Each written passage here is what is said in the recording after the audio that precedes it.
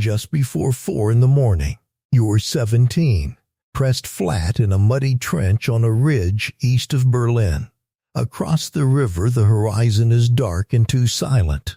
In your hands is a single Panzerfaust one-shot, meant to kill a tank. You have never fired one. Nobody trained you. In your coat pocket is not a weapon, not a letter. It is a school notebook, an unfinished essay, titled in your own careful hand, "What I Want to Become After School." Then, out in the dark, 1,000 guns light up at once. They are coming for you now. Wind back 6 hours. It is the evening before, and you are in a trench you helped dig with your own hands, in the cold, wet earth of the Silo Heights. 2 months ago you were a schoolboy. Then a letter came, and now you wear a uniform 2 sizes too big and carry a rifle you can barely aim. It is April 1945, and everyone around you knows the war is already lost. There are old men in this trench, grandfathers really from the Volkssturm, in hunting jackets and armbands. And there are boys like you. 17, 16, one of them cried last night and nobody teased him. Between the boys and the old men sit a few real soldiers, tired and quiet. One of them has taken you under his wing. A corporal named Paul, maybe 30, though he looks older. He shares his cigarettes and calls you little one. He does not believe a word of the speeches anymore. You can hear it in how flat his voice goes when an officer talks about final victory. But when he shows you how to hold the Panzerfaust, his hands are gentle. "Wait until it is close," he says. "Closer than you think. Then aim low. Then run." He watches you touch the notebook in your pocket. "Tomorrow you give your letter to the postboy and it goes home," he says. You know, and he knows that you know, that the post has not moved in weeks, and no letter is going anywhere. He says it anyway, softly, because it is the only comfort he has left to hand you. And a kind lie is still a kindness. Later he sees you fumbling with your puttees. You never learned to wind them right. They taught you the rifle before they taught you the boots. He crouches and fixes them for you without a word, the way an older brother would, and then pretends he was checking his own. You do not really sleep. You lean against the wall of the trench and drift, and the cold keeps waking you, and so does the fear. Before dawn, someone passes bread down the line. You are not hungry, but Paul makes you eat. "Empty men make mistakes," he says. "Out there is the odor.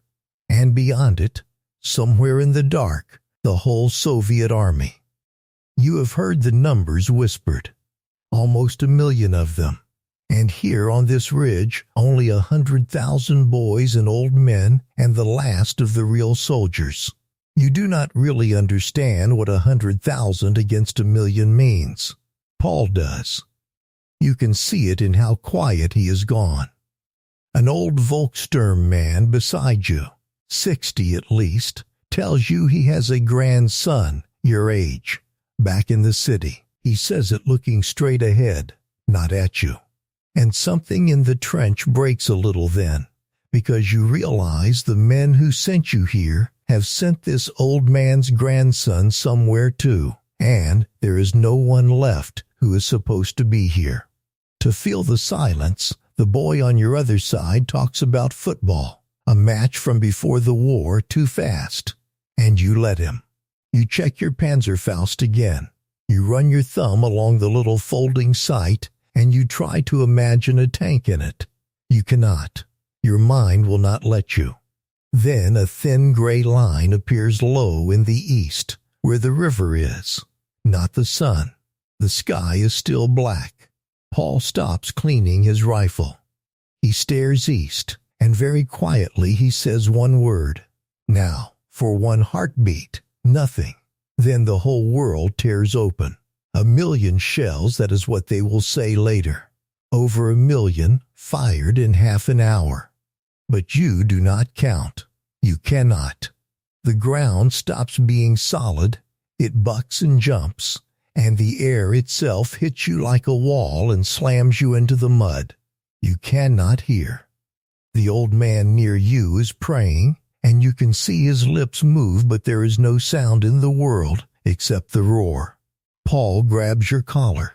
His mouth is at your ear, and even then you barely hear him. Stay down.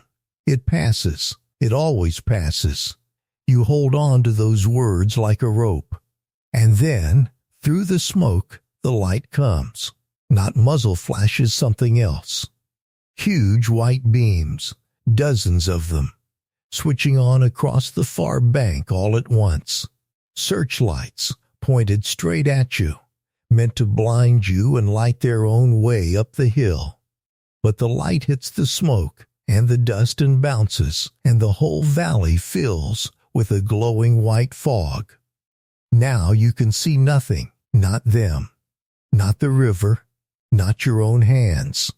And somewhere in that glowing fog, engines start to growl. The bombardment lifts. The silence after it is almost worse.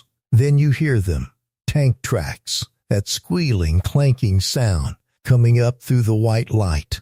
And under it, thinner, the shout of thousands of men. Paul pulls you up by the arm. On the wall, look for tanks. You wait for my word. Your legs are water. The valley in front of you is a wall of glowing mist, and shapes are moving in it, getting bigger. The first one breaks through the fog maybe 80 meters below you. A T-34, low and wide, its turret swinging. Your whole body is shaking so hard you can barely hold the sight on it, and something in you, terror, instinct, starts to squeeze too soon. Paul's hand comes down hard on the tube and shoves it toward the earth. Not yet, he whispers. Not yet. Closer 40 meters. 30, the tank fills your sight. You can see the mud on its wheels, a soldier riding on its back. Now, Paul roars. Now you squeeze. A great whoosh and a punch of heat past your cheek, and the front of the tank erupts in fire and smoke.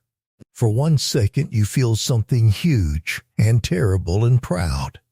And then the second ends, because through the ringing you hear it. The men inside the tank. Burning, the sound a person makes that you were never ever meant to hear at 17. The pride dies in your chest all at once, and it does not come back. Then the world explodes beside you. A shell, close. It throws you off the wall, back into the bottom of the trench. Everything goes white and slow. And when you turn your head, you see Paul lying in the mud a few feet away. His eyes are open, but they are not fixed on you. They are searching, slow and confused, for the cigarette behind his ear. His hand twitches once toward it, as if he still means to light it. Then it stops, and it does not move again. You crawl to him. You shake his shoulder. You say his name, and you say it again.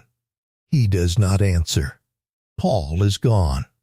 Around you the trench is chaos and smoke, but you do not hear it anymore. You just kneel there in the mud, 17 years old, holding the coat of the man who called you little one and fixed your boots and lied to you kindly about a letter that was never going home. The line breaks that morning. It was always going to break, old men and boys against a million soldiers. Someone grabs your arm and hauls you up, and you run, the way Paul told you to, back toward a city that has only weeks left. But before you go, you take one thing from him. Not a letter, not a message for anyone. His cheap tin lighter, still in his hand, the one for the cigarette he never lit. You close his fingers and you take it and you run. Your notebook is still in your coat, mud on the cover now, one corner soaked dark. What I want to become after school. You are carrying it out of the trench like the only true thing left, proof, in a child's handwriting, of everything the grown men spent that morning throwing away. You had stopped one tank. but no one had ever taught you what to do with the sound that came from inside it. There were thousands of boys like you on that ridge. 17 years old, 16, handed a weapon and a hopeless order by grown men who had already lost. They did not choose this war. They were simply the last ones left to be spent on it. Some of them stopped a tank that morning. None of them were ever the same again, because a boy can be handed a Panzerfaust, but no one can hand him back the essay he did not finish. If this one stayed with you, comment "not yet" the 2 words that saved him. Subscribe for more of the forgotten boys of the last war.